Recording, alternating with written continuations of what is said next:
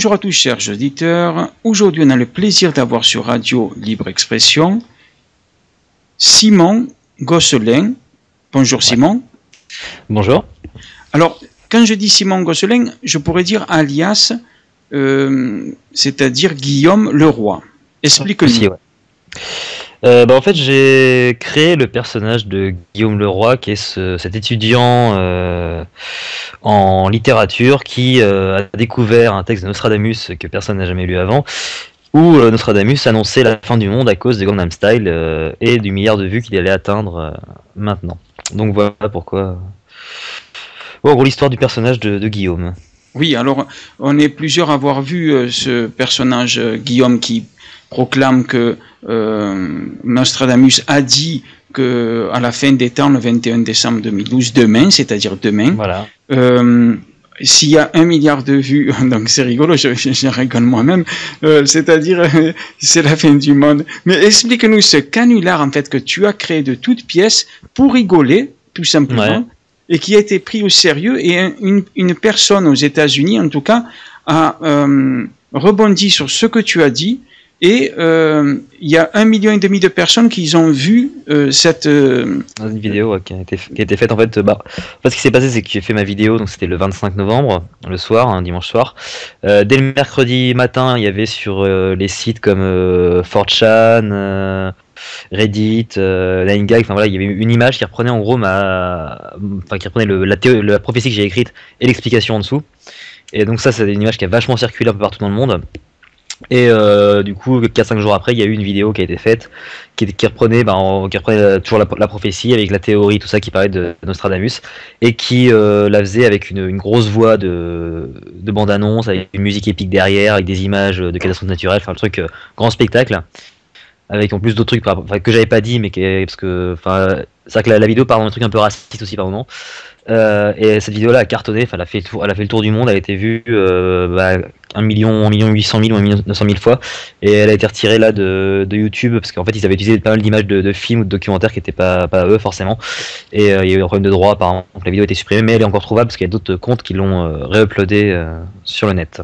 Oui, ton canular que tu as fait il y a 3 semaines a été vu en France plus de 400 000 fois, et en fait, ça a été repris dans le monde comme une histoire vraie par des personnes qui ont peur. Toi, qu'est-ce que tu dis aux personnes qui demain sont persuadées que c'est la fin du monde et qui vont se rendre à Bucharest, j'allais dire malgré qu'il y aura des barrages de police pour empêcher les gens de monter sur cette montagne soi-disant protectrice. Voilà.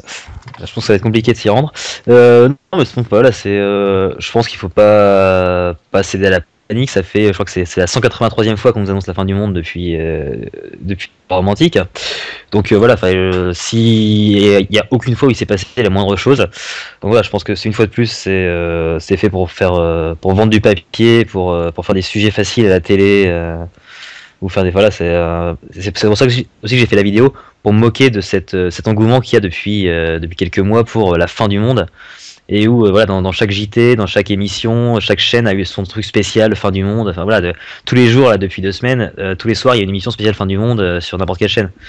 Donc voilà, c'est pour me moquer de ça, et voilà, c'est juste pour moi c'est juste une opération médiatique qui est faite pour vendre du papier, vendre de la pub, et qui faire passer d'autres trucs sous silence, quoi.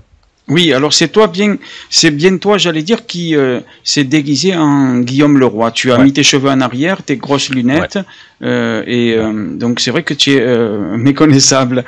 Alors, en conclusion, Simon Gosselin, dis-nous ce que tu fais, parce que tu es réalisateur et tu as fait pas mal de choses. Je suis réalisateur. Je suis surtout je suis connu en fait pour avoir fait pas mal de mash-up, donc qui est le mélange en fait entre une musique et des images qui n'ont rien à voir ensemble, donc les mixer pour réussir à faire un truc qui colle. Et donc le but dans le mash-up, c'est de prendre les trucs qui ont le plus grand écart culturel pour en faire le truc le plus amusant. Donc j'ai fait ça avec Enrico Macias qui chante du AC/DC, avec les Fighters qui chantent du Patrick Sébastien, enfin voilà, des trucs comme ça. Et je pense que la vidéo que j'ai fait aussi là sur Nostradamus, c'est aussi le même principe, d'avoir pris Nostradamus et d'avoir pris Psy et Gangnam Style, qui sont complètement opposés. Voilà, c'est un écrivain de la Renaissance et un chanteur pop 2012. Voilà, il n'y a aucune raison pour qu'on parle d'eux ensemble. Et voilà, c'est pour ça que le canular quand je l'ai fait, pour moi était trop énorme pour qu'on y croie. Parce que c'est un truc qui a absolument aucun rapport et aucune cohérence. Et j'ai réussi à le rendre crédible, je sais pas comment, mais j'ai réussi. Oui, effectivement. Et c'est vrai que, est-ce que tu as eu un peu peur donc de la tournure des événements? Non, parce qu'on a dit assez vite que c'était une blague et que voilà. Après, on fait de mal à personne. Hein. Le seul truc que demande Guillaume dans la vidéo, c'est de retirer la vidéo de Psy de YouTube. Voilà. Après, je pousse personne au suicide. J'ai pas. Voilà, je pense qu'il n'y a pas plus de conséquences que ça. C'est juste un petit canular qui ok, a dû énerver des fans de Psy qu'on demande qu'il retire sa vidéo. Mais je pense que ça s'arrête là. C'est pas plus dangereux que ça. Donc voilà, j'ai pas eu non plus. Enfin, ça m'a fait. Enfin, j'ai pas eu peur, mais voilà, j'étais un peu étonné de la proportion que ça prenait. Mais c'est tout. Oui. Juste pour finir, on peut dire quelques mots sur ce personnage de Psy ou Psy, peu importe comment on l'appelle. Quand même, c'est un personnage, j'allais dire, qui a fait des chansons en 2000 et 2004, anti-américaines, qui appelaient carrément à tuer des Américains, non pas seulement des soldats, mais des Américains. Alors aujourd'hui, évidemment, comme il gagne des millions, voilà. Il dit regretter, mais il regrette que depuis quelques semaines. Ça, il faut le préciser. Après, voilà, faut remettre dans le contexte. Il est coréen du Sud. Il y a eu toujours des relations super compliquées entre la Corée du Sud et les États-Unis. Il a été élevé dans ce contexte-là aussi. Enfin voilà, je pense qu'on peut pas. Enfin, ouais, moi ça me. Voilà, je pense qu'il faut remettre tous les propos dans le contexte où ils étaient. Et moi, ça me choque pas plus que ça, quoi.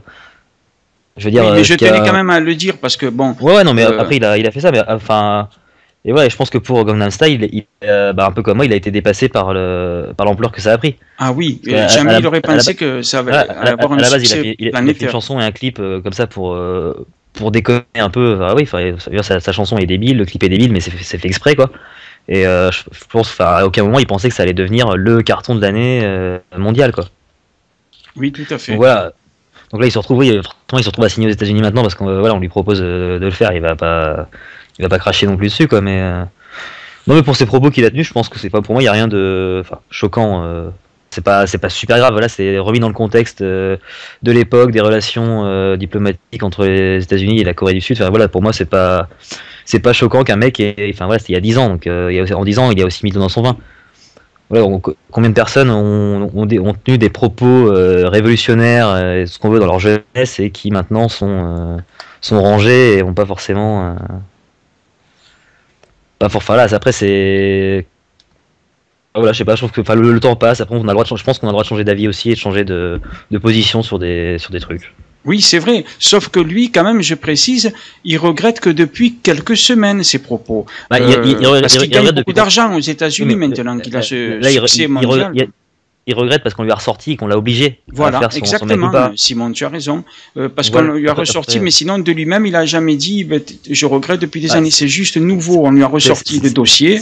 C'est pas lui qui allait venir en parler, Enfin voilà, je pense que c'est normal qu'il ait. Tout à fait. Non, mais ça me choque. Mais pour revenir juste sur demain la fin du monde, j'encourage, comme toi tu le fais aussi, à ceux qui ont peur d'arrêter de paniquer bêtement, j'allais dire, de pas se rendre dans des sites Bugarach ou autres, et de fêter simplement, ou alors de continuer sa vie de tous les jours, ou pour ceux qui veulent se réunir, faire une fête, rigoler, en regardant la télé. Ce qui se dit ici et là dans le monde, mais qu'on encourage les personnes à être tout à fait normal, parce qu'il n'y aura pas de fin du monde ni demain ni après-demain. Voilà. A priori. Oui. Ou alors de toute façon, on n'est pas au courant. Non, mais c'est sûr que, en tout cas, on ne s'inquiète pas. Parce que la fin du monde, en vérité, elle est pour chacun, un jour ou l'autre, et aussi le monde animal, végétal, etc. Il n'y a pas de temps, quoi. Il n'y a pas de date. Et il ne faut pas s'inquiéter pour des catastrophes et des trucs qui sont sortis du chapeau de telle ou telle personne, quoi. Même du chapeau de Simon Gosselin. Voilà. Oui. En tout cas, merci beaucoup, Simon, pour cette interview sur Radio Libre Expression. Demain, qu'est-ce que tu vas faire sans indiscrétion?